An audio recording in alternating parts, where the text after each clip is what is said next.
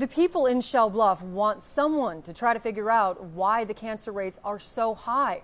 Shell Bluff already has 2 reactors, and on top of that, it's across the river from an old nuclear weapons plant, which is a Superfund toxic site. We went to Shell Bluff for a full 24 hours where the ground has already been broken for the new reactors, and let the people there voice their concerns. These are the first reactors being built in the United States in nearly 30 years. We're about to meet this one woman. This is Annie Laura Stevens, and she's actually here with her brother who recently passed away. She lives in Shell Bluff, and she has concerns about the 2 new reactors as well as the 2 existing reactors that are in her town. Shell Bluff is located in Burke County, Georgia. Its cancer death rate is 51% higher than the national average, according to the Centers for Disease Control. Come in. Hi. I'm Abby. Oh, hello, Abby. How you doing? Nice to meet you. Well, thank you. Nice to meet you, too.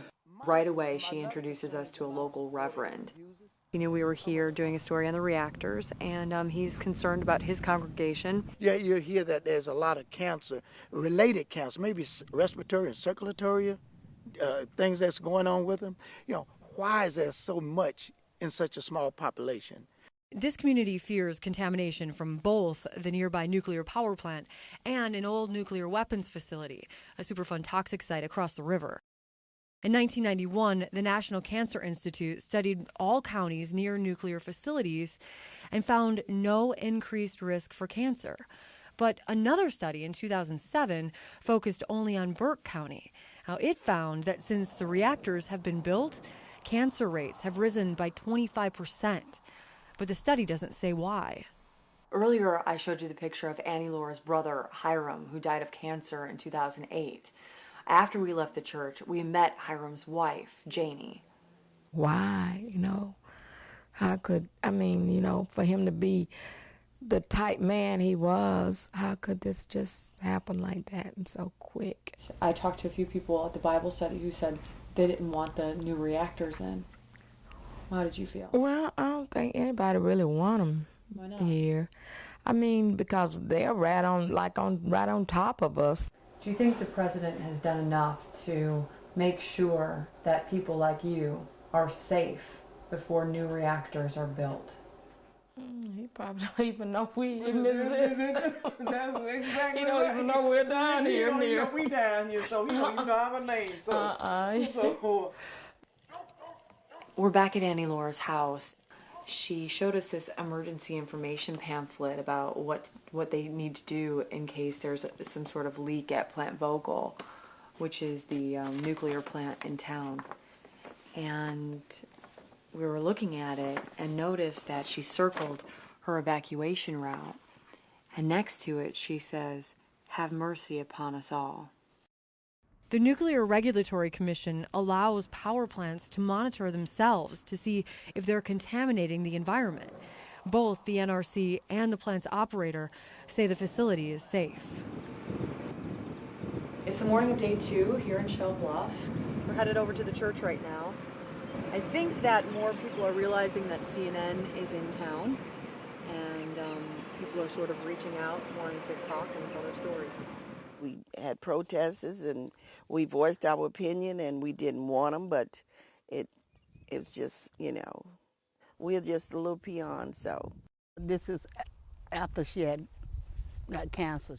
The people that we've talked to are concerned that people in their family are getting sick and even dying from cancer, but they're not saying that they're not saying the cancer is caused from the reactors.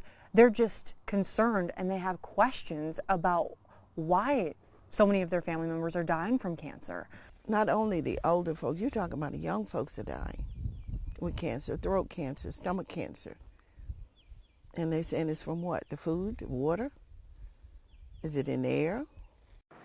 We're about to meet with a couple of the guys who do environmental testing at nuclear sites throughout the state of Georgia. I'm Abby. Jim Somerville, nice to meet you. Nice to meet you. Hi, Abby. Jim Hardiman. Hi. Nice to meet you.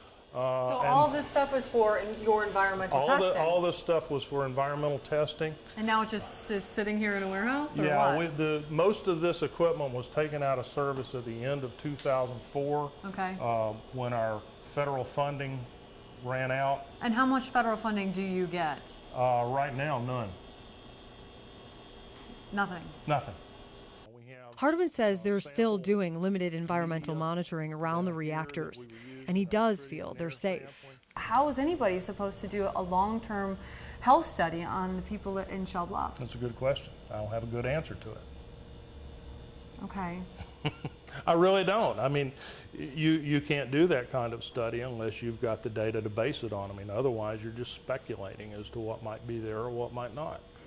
But we're leaving here with so many questions. I mean, who's watching out for these people? Where is the government accountability?